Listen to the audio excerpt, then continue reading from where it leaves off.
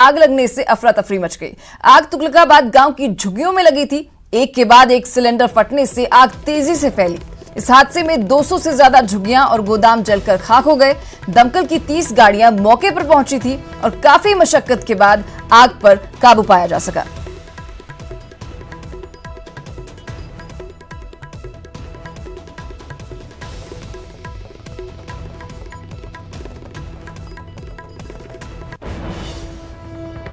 चलिए अब शुरू करते हैं खबरें फटाफट अंदाज में।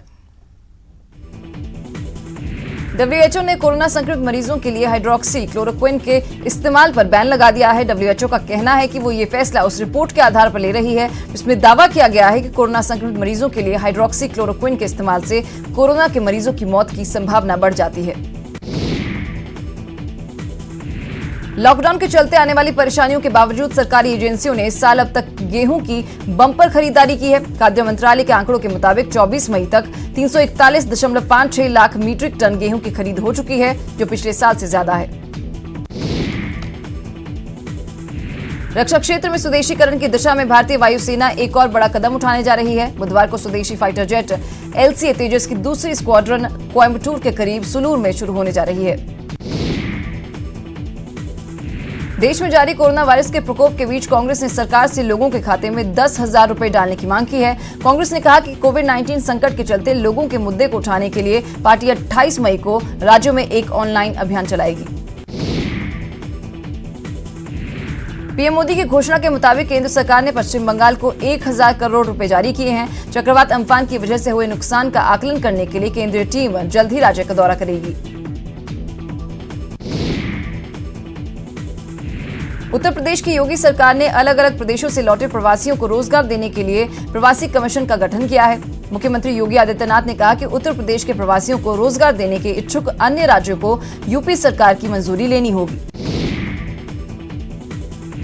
योगी के बयान पर शिवसेना ने कड़ी प्रतिक्रिया जाहिर की है। शिवसेना सांसद संजय राउत ने कहा कि लाखों श्रमिकों को हमने उत्तर प्रदेश भेजा है। जो लोग पैदल चलकर गए उनकी जिम्मेदारी हमारी नहीं, केंद्र सरकार की है। प्रवासी मजदूरों के मसले पर राज ठाकरे ने कहा कि सीएम योगी आदित्यनाथ भी ये बात का ध्यान रख लें कि प्रवासियों को अब महाराष्ट्र आने से पहले इजाजत लेनी होगी। दुनिया में कोरोना मरीजों की संख्या बढ़कर 55 लाख के पार हो गई है। 24,03,000 से ज्यादा लोगों को डिस्चार्ज कर दिया गया है और 3,47,077 मरीजों की मौत हो चुकी है। वहीं देश में कोरोना मरीजों की संख्या बढ़कर 1,38,845 हो गई है। 57,721 लोगों को डिस्चार्ज कर दिया गया है और 4,021 मरीजों की जान चली गई है।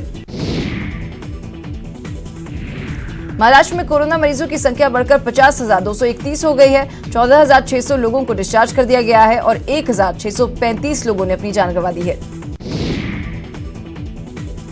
महाराष्ट्र के 51 और पुलिसकर्मी कोरोना पॉजिटिव मिले हैं, जिसके बाद संक्रमित पुलिसकर्मियों की तादाद 1,809 पहुंच गई है।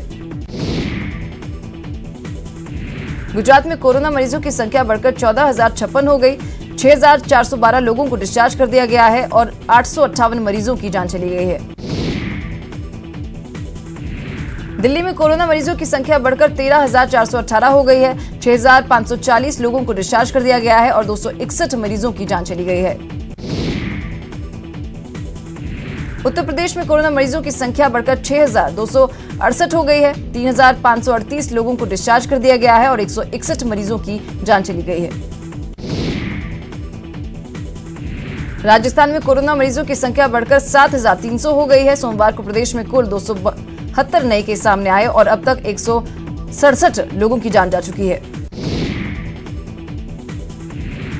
कोटा में सोमवार को 3 कोरोना मरीजों को डिस्चार्ज किया गया। अब तक जिले में कुल 302 मरीज डिस्चार्ज हो चुके हैं, जबकि कुल एक्टिव मामलों की संख्या 69 है।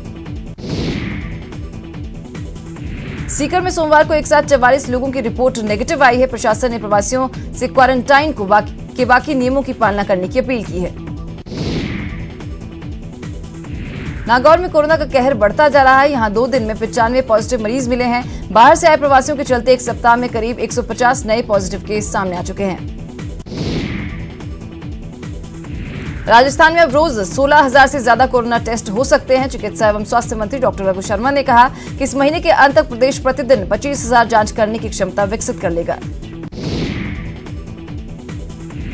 सीएम गहलोत राजस्थान समेत अन्य राज्यों में फंसे प्रवासियों की समस्याओं के समाधान के लिए नियुक्त किए गए नोडल अधिकारियों की कार्यशैली से बेहद नाराज बताए जा रहे हैं। माना जा रहा है कि कुछ अधिकारियों का जल्द ही तबादला कर दिया जाएगा।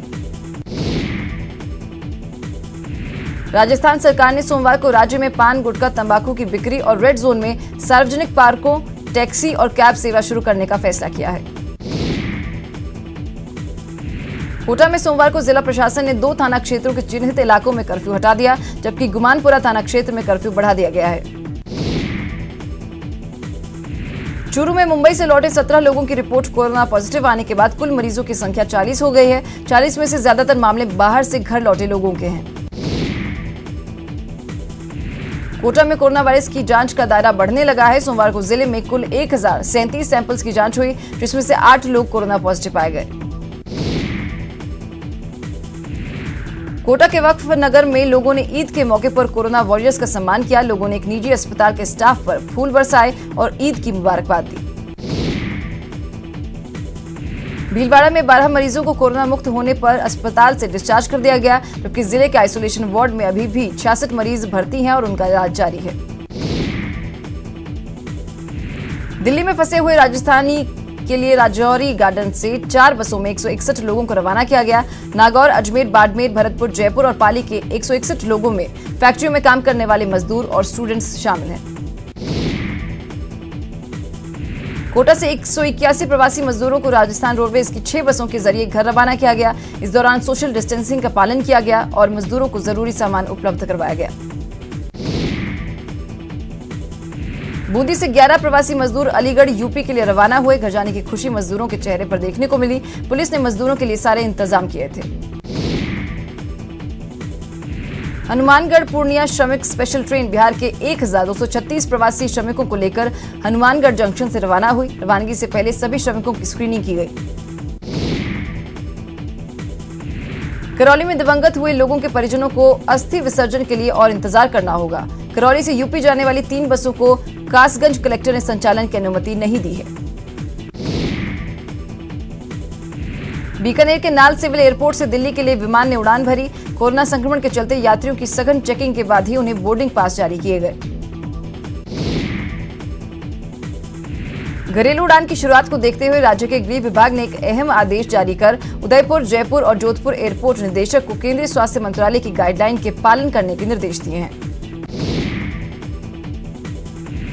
जयपुर एयरपोर्ट पर 2 महीनों बाद शुरू हुई डोमेस्टिक फ्लाइट्स का शेड्यूल पूरी तरह से गड़बड़ा दिखा, जिसके चलते सोमवार को 20 फ्लाइट्स को उड़ान भरनी थी, लेकिन सिर्फ 6 से ज्यादा फ्लाइट्स की उड़ान कैंसिल कर दी गई।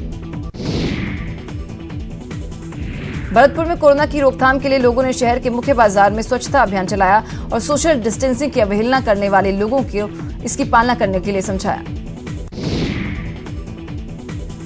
प्रतापगढ़ में सीतामाला का मेला कोरोना की वजह से नहीं लग पाया। सैकड़ों वर्षों के इतिहास में ये पहला मौका है जब ये मेला नहीं भरा गया। आत्मनिर्भर भारत की कल्पना को साकार करने की दिशा में जोधपुर की तिवरी तहसील के रहने वाले कन्हैया लाल जांगिड़ ने कदम बढ़ाया है। कोरोना काल में उन्होंने खिचिया बनाने की मशीन बनाई है। इस मशीन से उन्होंने महिलाओं के लिए रोजगार के रास्ते खोल दिए हैं। लॉकडाउन के चलते बूंदी जिले के देवजी इलाके में कर्नाटक के बेलगाम के एक परिवार का पिछले 24 दिनों से बंद है। सोमवार को फंसे हुए एक परिवार ने वीडियो के जरिए मदद की गुहार लगाई है। पीड़ित परिवार का आरोप है कि इन लोगों को दिन भर में 1 रोटी और 1 मुट्ठी चावल दिया जा रहा है। मामले में कर्नाटक के मुख्य सचिव से तत्काल हस्तक्षेप करवाने की मांग की है। जयपुर ग्रामीण से बीजेपी सांसद राज्यवर्धन सिंह राठौर ने सोमवार को वीडियो कॉन्फ्रेंसिंग के जरिए प्रेस कॉन्फ्रेंस करते हुए प्रदेश सरकार के लॉकडाउन सहित सभी मोर्चों पर फेल करार दिया है।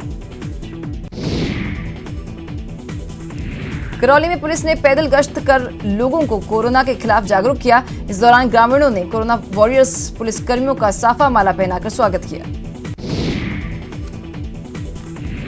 कोटा में लॉकडाउन में मिली छूट के बाद सड़कों पर गाड़ियों की भारी भीड़ देखी जा रही है। ट्रैफिक पुलिस ओवर स्पीड में गाड़ी चलाने वालों पर जमकर चालान काटना शुरू कर दिया है। कोरोना महामारी को रोकने के लिए जयपुर नगर निगम ने सोमवार को मास्क न पहनने और सोशल डिस्टेंसिंग का ख्याल न रखने वालों से 15,000 से अधिक जुर्माना वसूला है। प्रदेश में टिड्डियों का आतंक जारी है। जयपुर के वीवीआईपी इलाकों तक आसमानी हमला पहुंच चुका है, जिसके चलते फसलों को भारी नुकसान हुआ है। धौलपुर में टिड्डी दल 2.5 किलोमीटर लंबाई और चौड़ाई से फैला हुआ मिला। टिड्डी दल को देख ग्रामीणों ने थाली बजाकर टिड्डी भगाने की कवायद शुरू की। जयपुर में टिड्डियों का बड़ा हमला हुआ है। करोड़ों की संख्या में टिड्डियां गांव में पहुंची। टिड्डियों के हमले से किसानों की मेहनत पर पानी फिर गया। चूरू में सीआई विष्णुदत्त बिश्नोई के परिजनों ने मंत्री सुखराम बिश्नोई को मुख्यमंत्री के नाम ज्ञापन सौंपा है और बिश्नोई की आत्महत्या मामले की सीबीआई जांच करवाने की मांग की है। झालावाड़ में एक व्यक्ति ने अपने ससुराल के लोगों पर पिस्टल तान दी। व्यक्ति अपने ससुराल पत्नी का गौना लेने गया था, लेकिन मना करने पर व्यक्ति ने पिस्टल तान दी। पुलिस ने आरोपी व्यक्ति को गिरफ्तार कर लिया है और उसके कब्जे से 2 पिस्टल और 3 जिंदा कारतूस भी बरामद किए हैं। मुख्य आरोपी के साथ 2 और लोगों को गिरफ्तार किया गया है। धौलपुर में पुलिस ने 10,000 के इनामी डकैत दिलीप गुर्जर को गिरफ्तार किया है। पुलिस ने डकैत के कब्जे से 1 अवैध तमंचा और जिंदा कारतूस बरामद किए हैं। सवाई माधोपुर में 3 शराबियों ने कुछ लोगों पर तलवार से वार कर दिया। घटना सीसीटीवी कैमरे में कैद हो गई। मामले में फिलहाल 4 लोगों को गिरफ्तार किया गया है। प्रतापगढ़ में हिंदू जागरण मंच के जिला संयोजक रवि जोशी के ऊपर अज्ञात हमलावरों ने फायरिंग कर दी। विभिन्न इलाकों में नाकेबंदी कर हमलावरों की तलाश की जा रही है। झालावाड़ में पुलिस ने 5,000 रुपए के इनामी बदमाश दिनेश कुमार को गिरफ्तार कर लिया है। दिनेश 1 साल पहले अपने 2 साथियों के साथ कंबल की रस्सी बनाकर जेल की दीवार को फांदकर फरार हो गया था।